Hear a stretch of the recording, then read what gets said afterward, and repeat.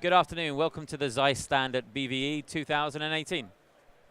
We have a good selection of our lenses here for you to see today, ranging from the beautiful anamorphics, the master anamorphics, the master primes, the ultra primes, into our cinema range here, the lightweight zoom, which is a Super 35 21 to 100, the cinema zooms, 1530, 2880, 70 to 200, the CP2 super speeds, which are still current, 1.5 speed, 35, 50, 85. The new CP3s, of which there are 10 focal lengths, from a 15 all the way to a 135, which we have in the XD versions and the normal versions. Our photo lenses, which more and more people we see using for cinema applications. The beautiful Milvus, 11 focal lengths now, including the new 25. So from 15 all the way to 135. We also have the Otis lenses, which are the best photo lenses we can make. Amazing lenses, even at 1.4.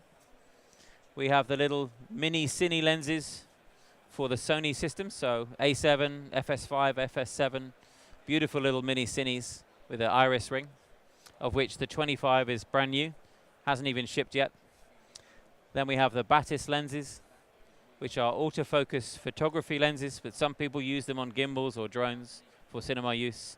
And then the little tiny Tait lenses at the end. Again, sometimes people fly the 12 because it's so light and so wide.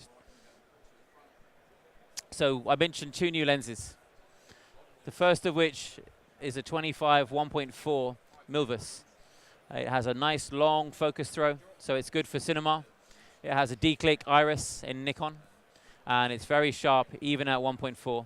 So it completes a set of super speeds in Milvus: 25 1.4, 35 1.4, 50 1.4, 85 1.4.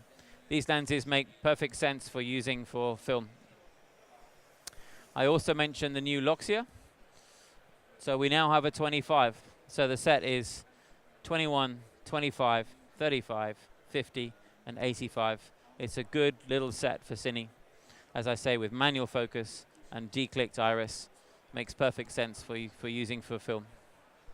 Okay, we have an ARRI Mini here with one of our cinema zooms on it. So obviously this is a Super 35 camera, but our lens can cover a full frame sensor. In fact, it can cover bigger than full frame. It can cover the new Red Monstro. It can cover the Sony Venice. It can cover the ARRI LF. So our lenses have always had a bigger image circle than is needed, but now these modern cameras, we're in a very good position because we have 3 zoom lenses that will cover these sensors. We have the 70 to 200, we have a 28 to 80, and we have a 15 to 30. So with those 3 lenses, you have from 15 all the way to 200 for these big new full frame cameras. The next camera, we have a red helium 8K with one of our CP3 lenses on it. This has new technology in here which can allow you to correct distortion and shading characteristics on the lens. It also has the Cook Eye technology going through, so the camera understands that this is a 50mm lens.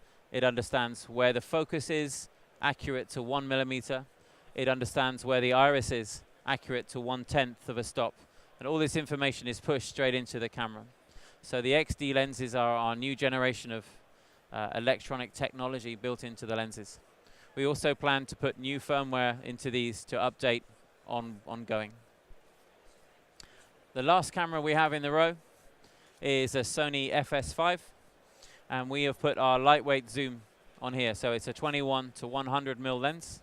It covers a Super 35 sensor, so it's perfect for this camera, for the FS7. Like a lot of our cine lenses, you can change the mount yourself. It has an IMS system. So you can be Sony E, you can be Canon EF, you can be ARRI PL, whichever you like, and you can change it yourself. So the lens goes from 21 to 100. It's parfocal, so it will hold the focus throughout the zoom range. It has a 300-degree focus throw for nice, smooth, accurate focus pulls, and it focuses down to about here. So it's a good close focus lens. The lens weighs 2 kilos, so it's a nice light option you can put on the shoulder and use handheld. Beautiful lens.